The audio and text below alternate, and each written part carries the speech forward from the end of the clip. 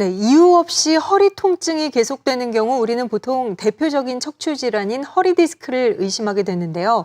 그런데 최근 고령화가 급속히 진행되면서 이 디스크만큼이나 대표적인 척추 질환으로 떠오르고 있는 것이 있습니다. 바로 척추관 협착증인데요. 그 증상이 디스크와 유사해서 일반인들은 구분해내기 어렵다고 하죠. 그래서 오늘은 바로 그 척추관 협착증의 증상과 치료법에 대해 좀 더 자세히 살펴보는 시간을 가져보도록 할 텐데요. 도움 말씀 주시기 위해 재활의학과 전문의이신 유현철 원장님 함께하셨습니다. 네, 어서 오세요. 네, 나와주셔서 안녕하세요. 고맙습니다. 네, 척추관 협착증 환자가 늘고 있다고 네. 저희들이 말씀을 드렸는데 사실 이 척추관 협착증이라는 이름 자체가 좀 생소한 분들도 많이 계실 거예요. 네, 우리가 맞습니다. 허리가 아프다고 하면 흔히 떠올리는 게 디스크거든요. 어떤 점이 다른 건가요? 허리 디스크랑 척추관 협착증의 증세는 상당히 비슷합니다. 그 이유는 다리 통증과 허리 통증을 주로 호소하기 때문이죠. 그렇지만 차이점은 여러 개가 있습니다. 허리 디스크는 주로 젊은 연령층에 호발하고 급성으로 오고 그다음에 허리를 숙였을 때 네. 증세가 악화되는 것이 특징입니다. 척추관 협착증은 그에 반해 노령층에 많이 있고 만성으로 서서히 진행을 하고 그리고 허리를 펴었을 때 그리고 오래 걸을 때 주로 다리 통증을 호소하고요. 허리를 숙였을 때는 오히려 증세가 좋아지는 것이 디스크와의 차이점이라고 말할 수 있습니다. 그게 그래도 쉽게 구별해 볼 수 있는 방법이겠네요. 허리를 구부려 봤을 네. 때의 통증 여부에 대해서. 그렇습니다. 그러니까 척추관 협착증은 아무래도 디스크에 비해서 연령대가 높은 층에 네, 많이 나타난다는 맞습니다. 이야기신데요. 그러면은 치료법은 어떤 게 있나요? 척추관 협착증의 대표적인 치료법은 수술 치료와 비수술 치료로 나눌 수가 있습니다. 네. 우선 비수술 치료를 먼저 말씀드리면 약물 치료가 있겠고요. 물리 치료, 운동 치료, 그다음에 오늘 소개할 풍선 확장술 등이 있겠습니다. 그리고 수술 치료로는 척추관 협착증이란 말 자체가 척추 신경이 지나가는 길이 좁아져 있는 거기 때문에 그렇죠. 그 신경의 길을 넓혀주는 척추관 감압술 그리고 척추체 안정을 위한 유압술 등의 수술적 치료가 있겠습니다. 그러니까 이제 비수술적 치료라고 하면은 그야말로 말 그대로 수술 없이 치료를 하는 거잖아요. 이게 그러면은 수술에 비해서 갖는 장점은 어떤 게 있을까요? 제일 큰 장점은 아무래도 연령이 높아지면 고혈압, 당뇨, 그다음에 심장질환 등의 수술이 어려운 고위험군의 환자들이 많이 있겠죠. 네. 그런 분들에서는 국소 마취로 진행하기 때문에 시술을 할 수 있는 또 가장 큰 장점이 있고요. 네. 그리고 절개가 없기 때문에 흉터가 없고 또 회복이 빠른 큰 장점이 있습니다. 그리고 가장 큰 장점은 시술 후에도 당일 퇴원이 가능하다는 장점이 그렇군요. 또 있습니다. 정말 큰 장점이죠. 네. 근데 그래도 이렇게 증상이 좀 심하면 수술이 꼭 필요한 거 아닌가요? 그렇습니다. 수술이 꼭 필요한 환자도 있습니다.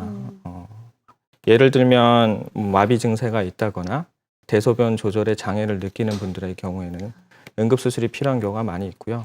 그렇지만 예전에는 수술이 필요했던 환자분들에게도 요새는 비수술 치료를 하여도 좋은 결과들을 보이는 경우가 많이 있기 때문에 우선 정확하게 전문의 진료를 받고 결정하시는 것이 옳다고 생각합니다. 그래요.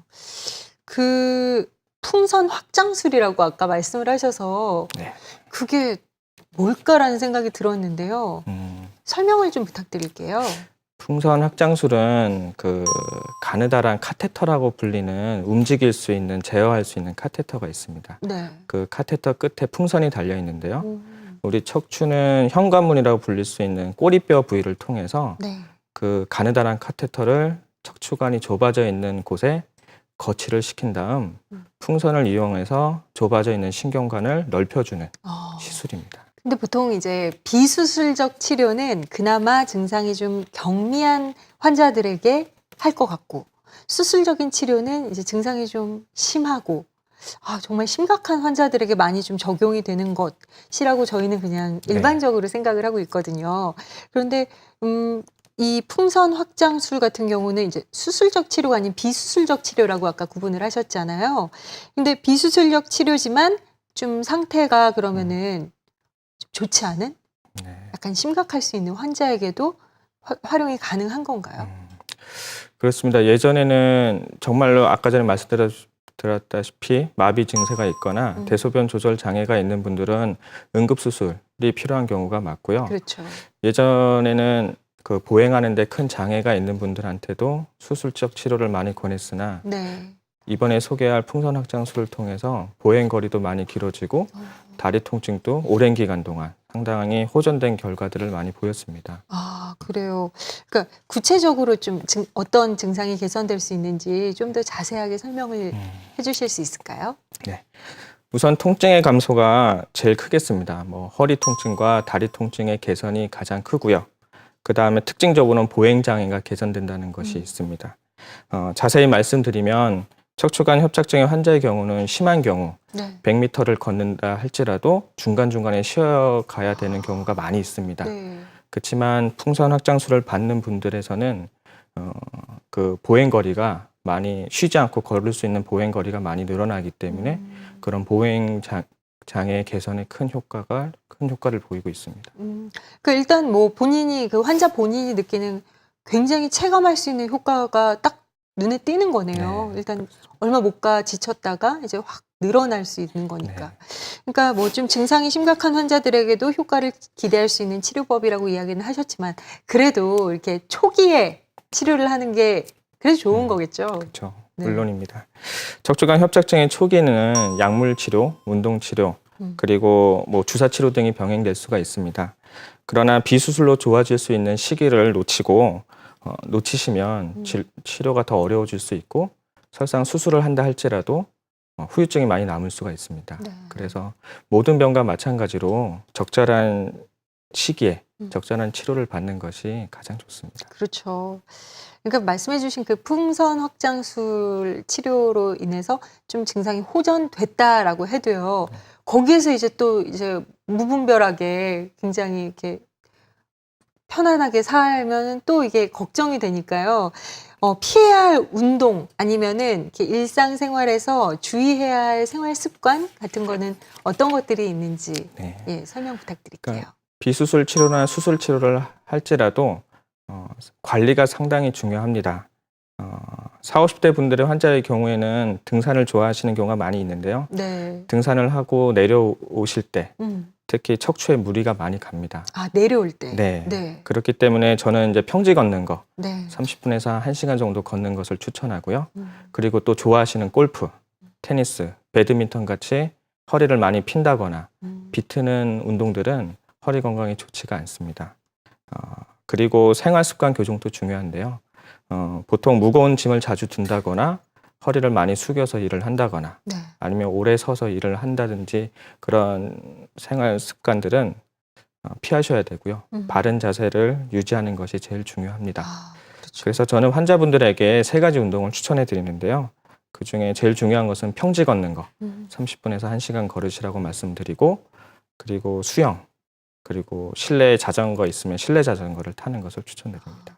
아, 자전거 같은 경우에는 네. 도움이 되나요? 실내 자전거는 아마 숙여서 자전거를 타기 그렇죠. 때문에 네. 허리에 무리가 가지만 실내에서는 허리를 펴고 자전거를 충분히 탈 수 있기 때문에 하체 근력에도 도움이 많이 되고요. 아, 그러니까 어쨌든 좀 자세를 바르게 하는 게 네. 일단 언제든 기본이 되는 주의해야 할 점이 제일 있어요. 네, 노령화 사회가 급속도로 진행이 되면서 환자 수가 더욱더 급증하고 있는 병이죠. 이 척추관 협착증에 대해서 오늘 살펴봤는데요. 오늘 도움 말씀 주신 유현철 원장님, 네, 자리 함께 해주셔서 고맙습니다. 좋은 말씀 잘 감사합니다. 들었습니다. 네, 얼마 전 국립국어원에서는요, 시설 안전 분야에서 자주 사용되는 3개의 단어에 대해서 다듬은 말 버전을 발표했습니다.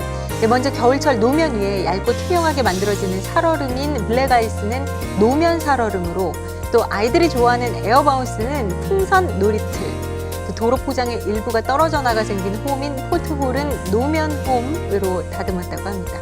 확실히 기존의 영어 단어에 비해서 의미가 잘 와닿죠. 하지만 이 말이라는 건 사용하지 않으면 그 생명을 잃게 마련입니다. 순화된 우리말 단어 평소에 좀 의식적으로 한번 사용해 보시는 건 어떨까요? 이제 그 풍선 놀이틀이 있는 놀이공원도 많이 찾는 계절이니까요. 김경란의 비즈니스사이드 오늘 시간이 여기까지입니다. 고맙습니다.